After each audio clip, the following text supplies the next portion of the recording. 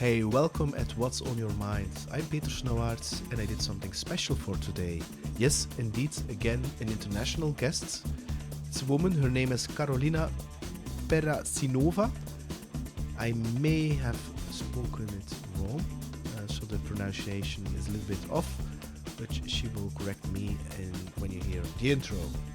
Now, Karolina has approached me a couple of weeks ago during a cold call, and that's why I invited her to the podcast, because she's 27 and she started in a cold calling sales job a couple of months ago, and that's why I wanted to ask her everything about sales and all other stuff. Very interesting conversation with Karolina. Enjoy. Welcome to What's on Your Mind with Peter Snowart. Every week, a guest talks about his or her story, and that story can inspire you to change your own. Here's Peter. You have done this before?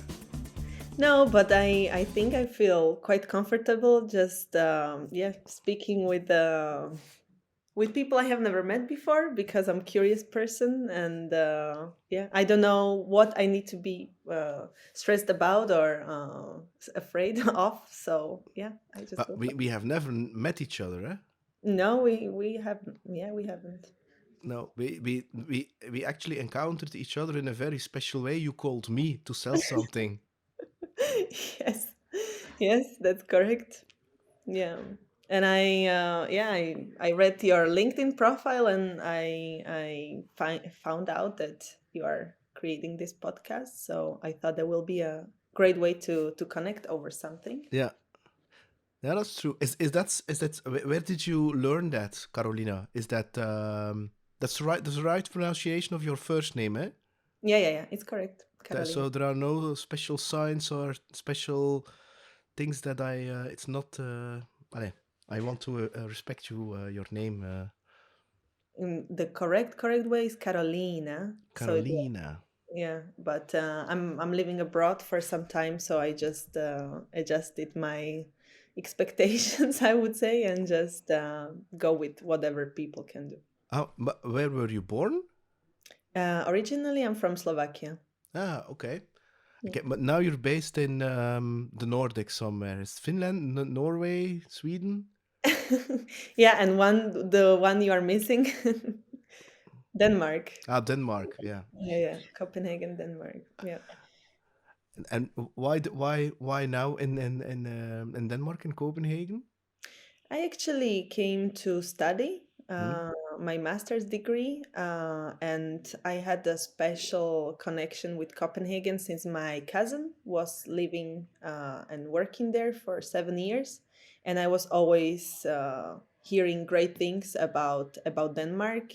So when I was picking up my master degree, I thought, why not here? And since Denmark is all about sustainability and business and combination of those two, I thought it will be a great And mix. and is it true what they say about Denmark sustainability and business, or was it just marketing to get you over there?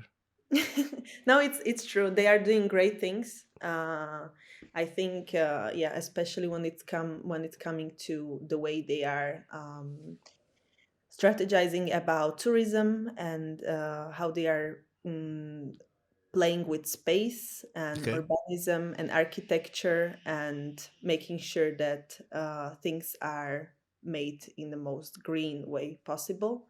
I think that's really true. And how long have you been living right now in Copenhagen? It's going to be 4 years. Okay, but you don't speak Danish. I actually speak some. I'm taking Danish classes, but yeah, to be honest, I was not that dedicated at the beginning because I was like, you can quite well go around with English. So I thought, yeah, maybe it's not necessary when I'm going to be working with internationals anyway. But I thought later on that I'm limiting myself basically if I'm not speaking the local language. Ah, okay. And 4 years. I mean, you.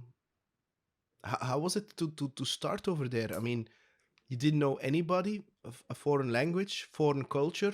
the perception that I have from Denmark, because I had some colleagues there, Mhm. great people, amazing, great, warm people. Once you get to know them, but Mm. from when you don't know them, sometimes it can be a little bit cold between brackets. Is that also your perception? Yeah, I was living before in Spain and in England as well, and I left England because I thought also I was not clicking that much with people, Okay. and opposed to Spain where people were too friendly, and I came to Denmark and I felt that once people have something to talk to you about, or they feel like you can enrich their point of view, or you have something interesting to share, they will speak to you. But the small talks are about weather, about whatever, but it rarely gets to the like interesting and engaging conversation, just talking about anything. Like if you have something to share, go to the point, because otherwise you're wasting my time. But it So doesn't Denmark or what? yeah, Yeah, okay. And people in Spain are too friendly. yeah, that's how my perception was. How can how do I understand that people are too friendly? They were harassing you or something? I don't understand that. uh, They Friendly in a way that they are very interested in you and in your life, and really want to get to know you, um, and call you friend. Yeah, okay. from the beginning, which was kind of yeah, for me maybe too fast. Yeah, okay. But I had also the different experience, since I was living in islands, and people there are even more open, since not all of them might have left their country or had possibility to leave the island. So the foreigners are basically also the source of inspiration for them, and kind of Mo that adventure that they might not have in had the chance Iceland. to live. Yeah. You have traveled a lot in or lived a lot. Is that something your family gave to you, or was it your dream to travel, or The thing is that I have actually never moved where I was living in Slovakia, and I think just that drive to discover and travel was building up in me.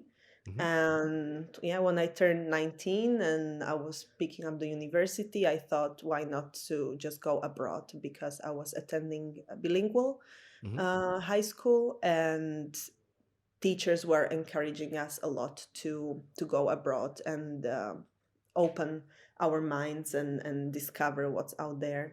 And yeah, with my um, good level of English, I thought I would be limiting myself if I stay in my country. Yeah. And then it was just rolling, opportunity there, Erasmus here, and yeah, that's And was then the biggest lesson you learned from traveling to Denmark or Iceland or England compared to Slovakia? What's then the difference? In is it in culture? Is it in food? Was then the biggest lesson that you had to learn or had to adapt, or just mm. nothing? Compared, like Slovakia, Yeah. compared to any other countries. Mm-hmm. Mm, I think the biggest difference is like the perception of opportunities and what's possible or not possible. I think when I was abroad, I the feeling I had is like, okay, whatever you can think of, you can. It's easy to reach out to someone. It's that one person can know someone else who might have like have help you to achieve what you want. And I think that interconnectedness, because of English, was just just much easier to get around. And yeah, like that was the feeling I had, that the things are possible. So this means that well, it's a little bit black and white, eh? That Yeah. that Slovakia has a more limited mindset, that they don't think big. Mm, yeah, I think, yeah, that could be a good description. However, I know now that I'm from small village in the Mm. middle of the country, and it doesn't mean that people don't have dreams, but they might feel that They cannot achieve them. they, yeah, but I know a lot of individuals and who are doing great things right now, and there are people who encouraging them to achieve those, so that's great. And when we are talking about capital city, that's also another story. There are I think great ideas and people who Mm. are forward thinking, but back then, so that was 7 years ago, I felt like like my country was not giving me what I needed. Yeah. And what's next after Denmark? I would like to say that Belgium. say again. Belgium. Yeah, why not? I have never visited actually. Never. No, Okay. no. Yeah. I would like to say that I want to stay in Denmark, but yeah, sometimes it gets little bit tough around winter time, Hmm. where we are in need of sun, and that's where also my Spanish part is waking up and thinking, okay, maybe I can do just, half a year there, somewhere warm, and then half year in Denmark. Um, so as it is now, I'm not thinking to move, but I'm open to discover new places and feel the cities, and see if that could be something for me. Yeah. Now we're going to move over to the professional part, Yeah. Carolina. Um, what did you study? I studied international tourism management Hmm. in England, and then development of tourism from sustainable perspective. Ah, from sustainable perspective. Interesting. Um, what's now you're working for a company called Contractbook, if I'm correct? Correct? Digitizing workflows of contracts, I assume, something like that. Yes, yes, yes. Uh, You got it right. um, you have an SDR or an BDM, so it's in a business development role. So it's really hunting. So Yeah, with amongst others, cold calling, which is yeah, a skill on its own, yeah. and you have to have, yeah, how do you call that? Yeah, you have to do it, eh? Calling somebody you don't know based on little Mhm, information on LinkedIn, for instance. mhm. Um, was it for you a conscious choice to go into sales? Because if I compare that to what you studied, I mean, at first sight, there is no parallel. I mean, it's the same with me. I also studied international relations, which is more like a diplomacy thing. It has Mm. nothing to do with what I do today, so it's okay. But what is this a conscious choice that you're doing this right now? The thing is that when I was studying, I realized that the focus was more on social science part, and also like relations and impact of development on like environment, social aspect, and economic aspect. And I was really hoping to change something, but I knew that maybe from that soft or sustainable perspective, or going more into like these green initiatives, that it might be a hard way, since if I'm not going to speak the language of business people, they will not listen to me, and there is where the money is. Mm. So I thought I might just go and get some experience in the business environment, and understand um, what actually makes people to invest in this kind of initiatives. And then actually, when we are speaking sustainability, there must be all these three parts. The baseline needs to be there: the economic, environmental, and social. And that economic part was sometimes forgotten. Yeah. So I thought, okay, let me just be part of this community and understand how money moves and why. And I somehow always go for, okay, where is the biggest challenge? Or okay, when people say you that's hard, or you cannot, or that's the most challenging, I'm like, okay, why not? Right? Like somebody would say, I would never do that. And that's for me was like, okay, that's the green light for me, actually. I want to try out like something which is super, super challenging, and just to get to know myself, how can I respond to no's, and how to change that perspective I have about failure, because I think that also comes down to how mentality works in Slovakia. Like, yeah, the failure is yeah, perceived as yeah, Losing. yeah, losing and something horrible, whereas here it's almost praised, of like, okay, that's not, one no is just you're getting closer to yes. Yeah, it's nine no's and then a tenth is a yes. That's how they work. Yeah. So I thought it's a combination of challenging myself personally, and also just getting to understand this different environment of business, to eventually do the change I want to be part of. And why are you so driven by making impact? Because that's what I feel with you. You want to really make an impact and change the environment. Allez, why is that? Are your Mm. brothers and sisters and your father and mother also like that? Or are you from Mars or something, or Venus? I, I think I might be a bit brainwashed by this. Yeah, like creating impact and like leaving some kind of footprint and makes other people's life better. Um, that's not totally what my family was leading me towards. Um, but I think eventually everyone is creating some kind of impact, if it's on a smaller or bigger scale. Um, and slowly, I'm realizing that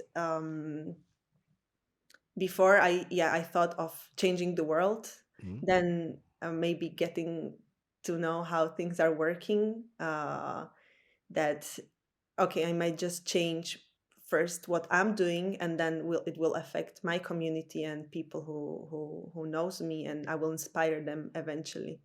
um so when it comes to like motivation and purpose and impact on that level, when it comes to more of that environment or yeah, social aspect, then yeah, again, just changing my ways of doing things and sharing what I'm doing, how I'm doing, and eventually yeah, for example, sharing it now with you and spreading the word.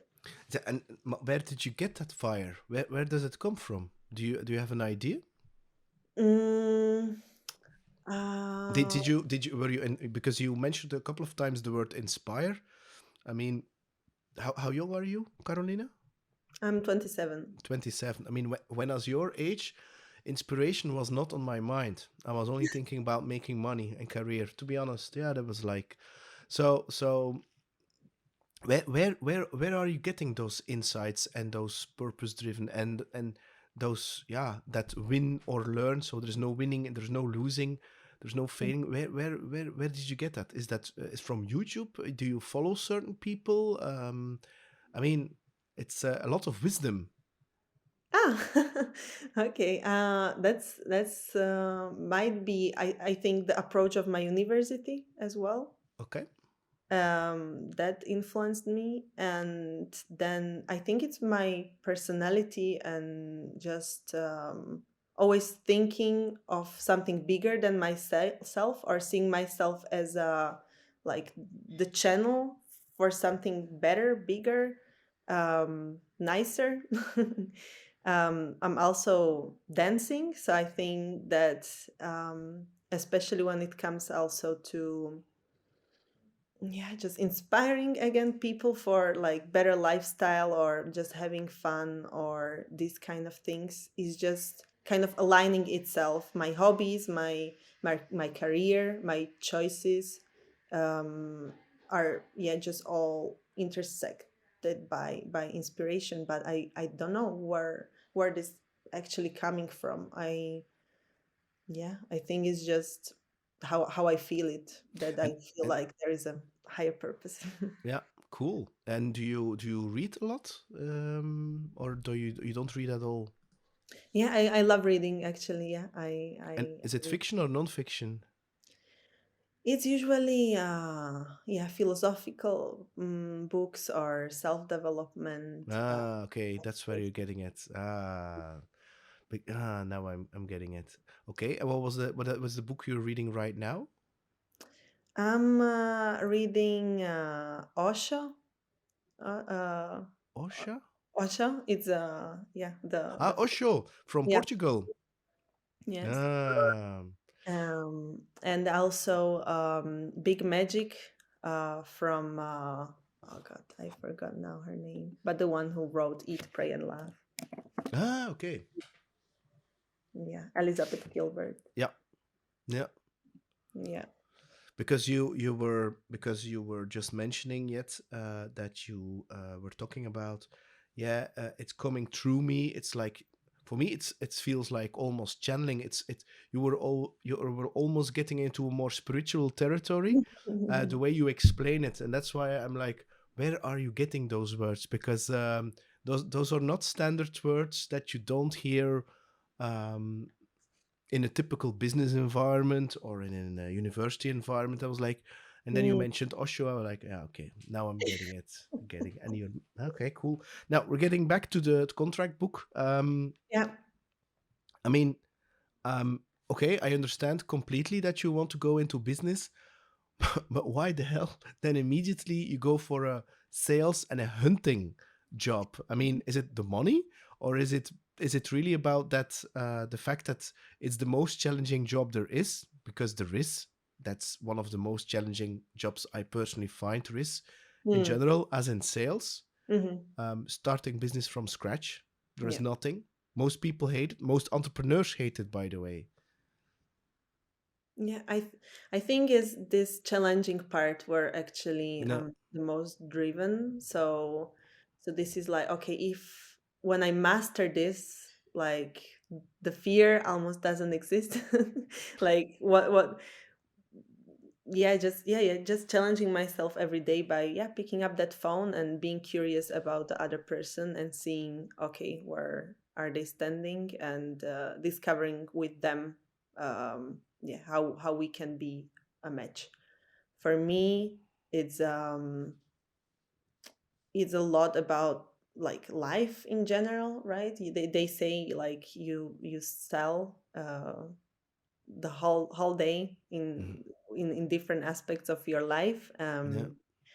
and I think it's just nicely combining the strength of the words, and just curiosity, and yeah, discovering together with that person. But I know that I'm missing that part of maybe being more straightforward, where how business people are used to Is that is making that business. so? Is that your perception? Business people are straightforward. Yeah. Okay, Yeah. interesting. Yeah, why not? Don't you agree? What is your perspective? I think some of them are, and Mhm, some of them are not. It really depends. I'm also a very straightforward person, as some people think. For some people, it's a little bit too much. And for instance, in Danish culture, mhm. they are very straightforward and they love it there. Yeah. The whole Nordics country. I mean, they are for Belgians, they are way too direct, but I love it. The Dutch culture from the Netherlands is also very direct. So yeah, they can handle lots. But if you go lower than France, and France is a very special. That's a situation on its own. That's a very cultural thing. I mean, if you're not from there, it's going to be very hard, especially in Paris. Mm-hmm. And then Spain, of course. I mean, then it's becoming the straightforwardness is so sometimes yes, sometimes no. I think also that it is changing, that it used to be all straightforward and all Mm-hmm. alpha, Mm-hmm. to call it another way. And I think that with entering, for instance, like people like you, into the corporate world, is that, and you see that right now with younger people, most of them are purpose driven or value driven at least. Mm. And the and it's a very generalization, of course, but there are, in the past, younger people were more driven by money to collect things. Mm-hmm. And I think right now you collect more experiences. That's a very, again, generalization. Mm. But yeah, there is always an explanation for that, because it always comes from, apart from parents, of course. I mean, my parents survived World War II. I mean, Mm. and then they give a very high level of security to have. You have to make sure that you have a house and that you have security. Whereas my young son of 5, it's more about expressing yourself, the things that you are doing, about purpose. I mean, um, and I think that in combination with the fact that, companies are really struggling to find really good people Mm-hmm. based on skills, but also based on will, on attitudes. Mm. Um, and so the fact that there is scarcity, make sure that also the leadership styles and organization style should, change. And that's why the typical command and control, way of, yeah, if you tell me, I'm going to tell you what you should do, and you don't, give something back, you just do it. I mean, that top Mm. down approach, that is going away if you want to keep and find great people. Okay, Mm. compared with also, organization styles like self-steering teams, instead of, having a manager and a manager and a manager and a manager and a manager. I mean, and also leadership style itself, if you are not focusing on the potential of, the persons who are working in your team, I mean, people will leave you, because there is so much abundance of great places to work where people are going to invest in you. Mm. I mean, why should you stay in a very bad, negative, environment? Yeah. Yeah. That's true. And then again, I think back to your question is also changing that perspective of, okay, I'm not forcing something to someone. It's Mhm. more to finding, as I said, also discovering together if we are fit for Yeah, each other yeah, and how I can help your business to grow. I have a genuine interest in what you are doing, or I did my research to see what you are doing in your free time, um, to connect over something. And I think this is just making that job easier mhm, to changing that mindset of, okay, I'm actually here to offer you something great which can make your life easier, so why not yeah, just have a short conversation regarding that instead of me pushing something onto yeah. you. Pushing doesn't work, eh? Mm-mm. But a lot of people think pushing works because they saw The Wolf of Wall Street and they think that's selling, Mhm. but it Mm. isn't. Mm. They think of the word a hunter, somebody who is a cold caller, who is like a shark, Yeah. and there are sharks, eh? But and it sometimes it works, eh? But it's not sustainable and it's not going to be long term. And, if you combine it, then, because you're reading Osho, if you combine it with karma, I mean, what goes around comes around, eh? Mm. It will come back to you anyway. Mm. If you plant seeds of pushing and of manipulation, you will, also harvest manipulation. I'm very convinced of that. Hmm. It's really about, for me, and now we're going to go very deep in, it's more like transferring of energy, Hmm. where you are attracting um, like-minded people with some kind of energy, Yeah. and you go into a kind of a flow, and then you indeed discover. And that's the thing I felt in your voice when you were, yeah, you were asking me questions, and I was always replying, no, no, I already have that. And I was actually after a while playing a little bit with you, and but the thing was, you still you keep standing there, and you, yeah, you felt very relaxed in your voice, because no, normally people would, yeah, go get nervous or anxious, because, yeah, it's very uncomfortable, talking over a phone with somebody you don't know. I mean, those first, I don't know, 10 seconds, I mean, that's where it's yes or no. That's where you feel, okay, what the hell is this? Because I was in a meeting, and I was like, this number called me already two times. What the hell is this? And so, yeah, it's what is for you your biggest challenge right now professionally doing that?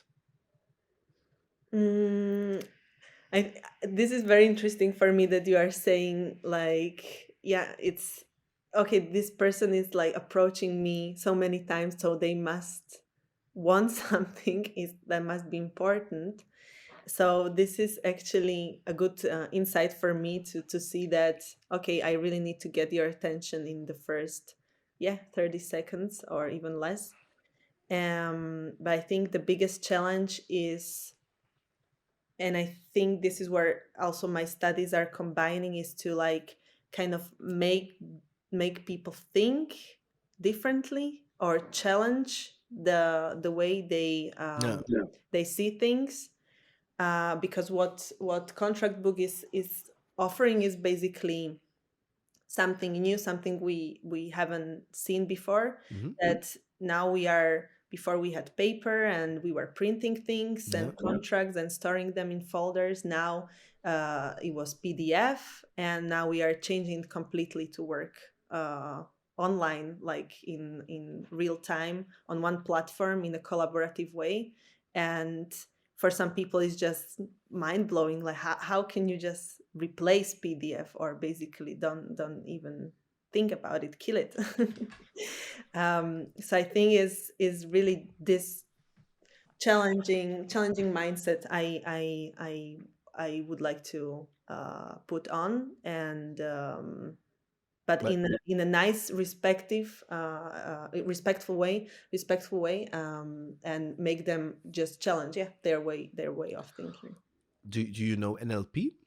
You know that NLP? NLP? NLP as neuro linguistic programming. No. It's something they invented in the 70s, and it was amongst others um, being made popular by Tony Robbins. Hmm. Um, and NLP is about saying things in a way, that's a very short explanation. Saying things in a way, in a certain way, where you can change the way people think, and it's being used in politics, in marketing. They use it to frame certain things. When you frame certain things, you you you want to make sure that people are going in a certain direction and towards their point of thinking. And the thing is, there is no such a thing as persuading people to change to think some that it's impossible. Yeah, What yeah. you can do is that, for me, there are four stages, and this comes from NLP. Is that the first stage is that the person is unaware, unconscious that he is incompetent about a certain topic. Hmm. For instance, about Contractbook, he is unaware of, unconscious, that he's incompetent, that he doesn't know, and he does not feel even pain or pleasure. And then the second step is that you help them by asking questions and sharing some knowledge, Mm. that they become aware that they are incompetent, or that they are become conscious that they are incompetent. Okay. Mm. Then the third step is that you help them becoming that they are aware and competent. And then the fourth step is that they are competent and unaware. That's becoming second nature. I play guitar. I mean, I've played it for you dance. I mean, if I play music and you dance, you're going to do it huppakee because you've done it so many times. You don't have to think anymore. Okay, because it's becoming second nature. Right. The same thing with cold calling or doing this kind of conversations. I mean, you are number, I don't know, 100, almost 100, number 160 of the podcast. I mean, the first conversation I sucked. But now I've done this so much. I'm deep listening to you, and I hear a word, change. But what I cannot do, and this is the thing that most sellers do, is that when they're cold calling and they have a conversation, they hear something that person is saying which corresponds to their book or their value proposition or features, and they're like, oh, I have to interrupt that person and immediately start pitching that product. No. So it's first really building up that relationship, that a little bit, that trust. That click is maybe a professional click, and getting to really understand what is driving that person. And if for instance, if you are talking to a more, I don't know, if for instance Contractbook, I mean, now you're calling me as from my sales director role. I mean, it's assume that you're calling a CFO, for instance. I mean, normally, typically, a CFO is more analytic driven. So this means the numbers and how we can decrease cost, for instance. And I am more revenue driven. I'm everything which is going to generate revenue streams. This is the thing I'm interested. So if it's just an assumption here, so we're going to go a little bit hypothetically, but if you could match Contractbook with the services that I'm providing, I mean, I'm open. I'm like, okay, how much extra million can we make here with the team? Blah, blah, blah. Then I'm open. Whereas if you're going to call me decreasing costs, I'm like, yeah, that's maybe also important, but not for me. It's a little bit black and white here. But in order to get to know that, you have to get to know me and have a conversation. And you have to, how do you say that? Get my attention so long with interesting things and questions that you're asking, so that I'm like, okay, cool. This and that also that I can feel your intention. Like you said, I want to help people. I want to discover, and that for me was very clear from the get-go when you called me, which is a very positive thing. That's actually the reason why I asked you also on this podcast, because I really felt that your intention is pure, and it's a very non-verbal, subtle thing. And this is also the reason why most sellers, when they apply techniques from the book, but the intention is off, they're not going to sell a lot. They're not going to connect very good, and they don't understand why. So they're going to learn new techniques, but they have forgotten that intention. You have to have the both of them. You have to have the techniques and the intention, and of course, doing it a lot. I mean, so that's the thing. It's really becoming that they are unaware to aware, that they are incompetent. So that they are aware that they have a problem or a situation that can be improved, and you will help them going from point A to point B. Right. Make sense? Yeah.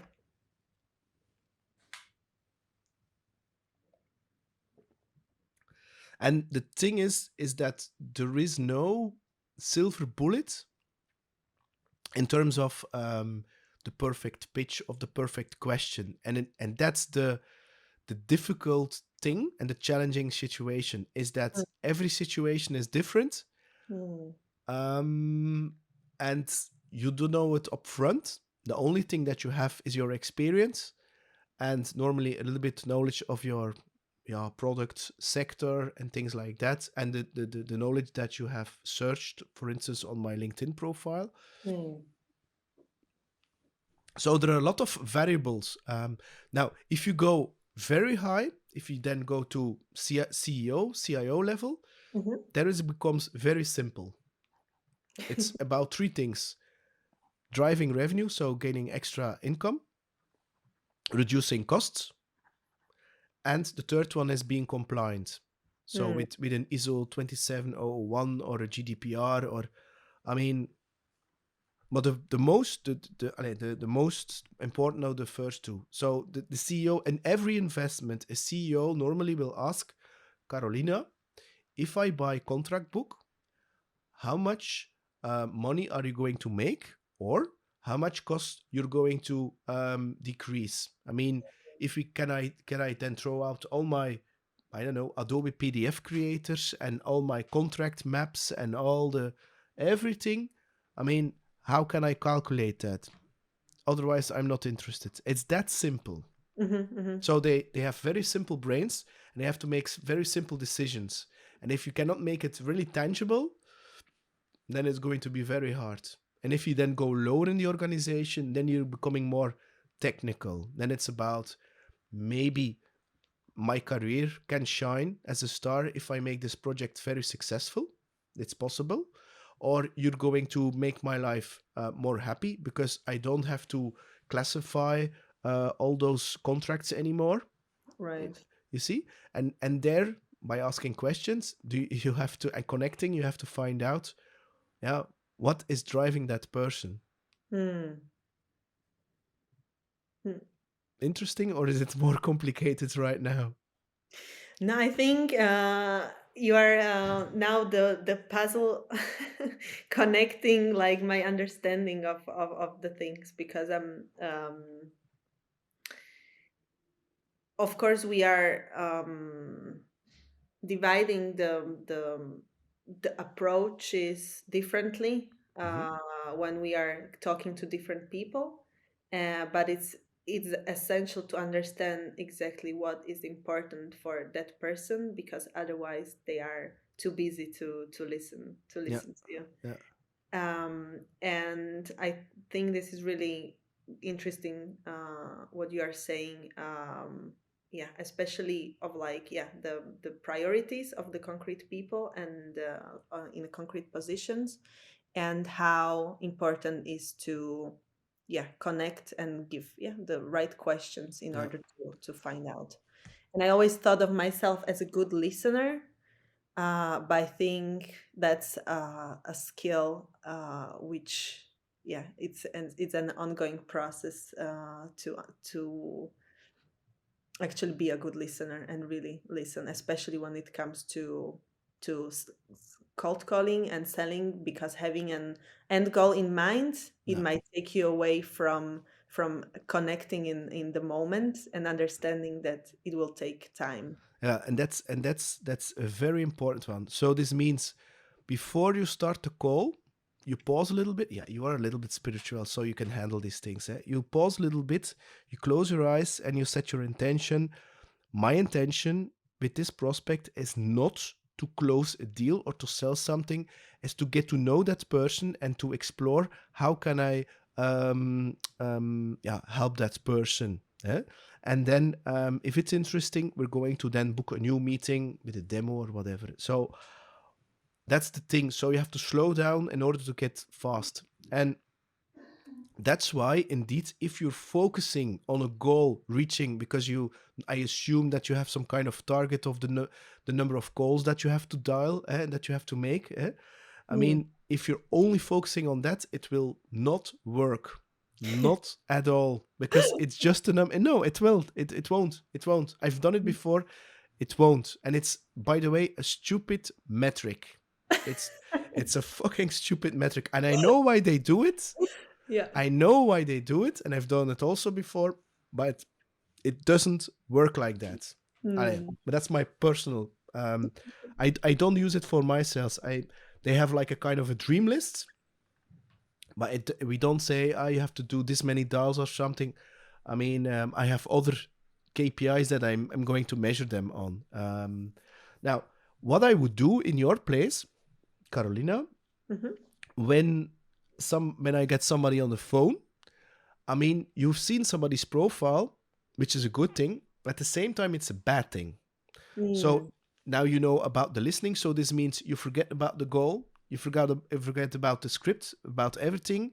you're going to surrender and trust that the right words will come to you because you are having a conversation. You're having right now with me a conversation about 45 minutes.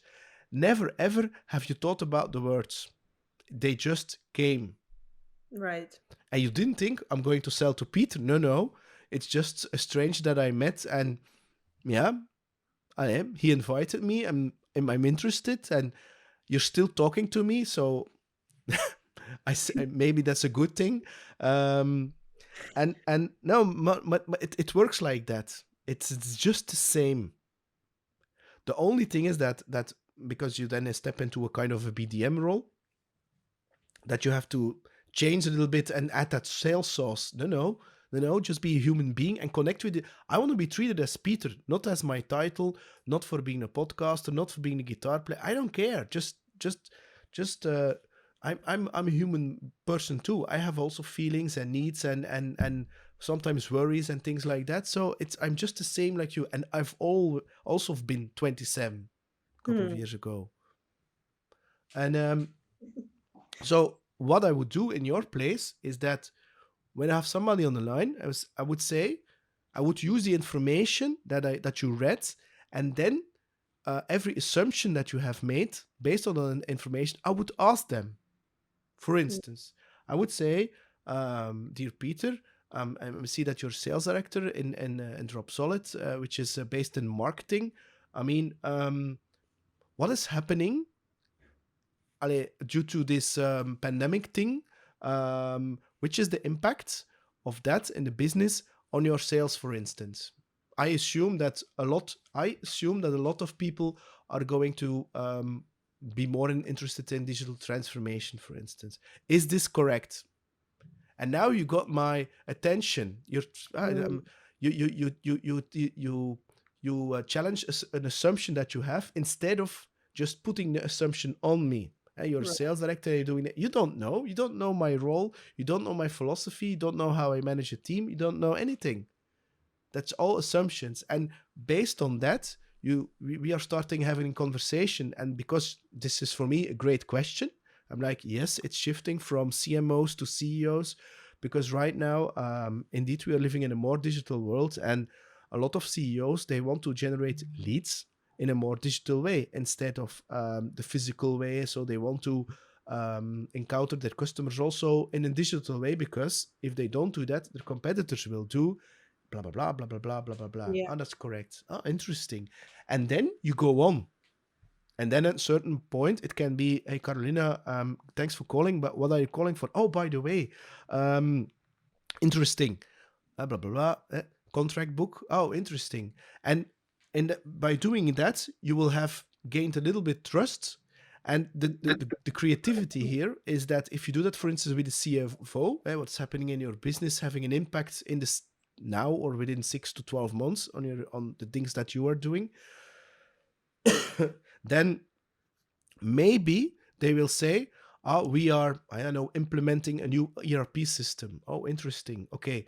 And talking about that ERP system contains invoices. Yes. And do you make also close contracts with your customers? Yes. Where do you store them? We store them there. Do you store them in your ERP system, or do you have some other system? And then you see, you have that link, and very subtly you are creating a connection, and at the same time also you are making them aware that they are incompetent, or that there lies there some kind of thing with the contracting. Okay. Or another question, okay, we are, what are we, March 2022? I mean, but this is not the first question, because remember that sometimes it can be a little bit too direct. Okay, we are interesting that you say your ERP, and is then your ERP system, is that then the top 3 projects that you're focused on 2022? No, it's actually I don't know, we're focusing on a security compliancy thing, or we are, I don't know, installing a new data center. I don't know, whatever that they're doing. And then you know their top 3 business priorities, because you can only do a couple of projects, big projects in a year. And then it's your job to be creative and to attach your contract book to one of those business priorities. Yeah. Hmm. Mm. Now it makes sense.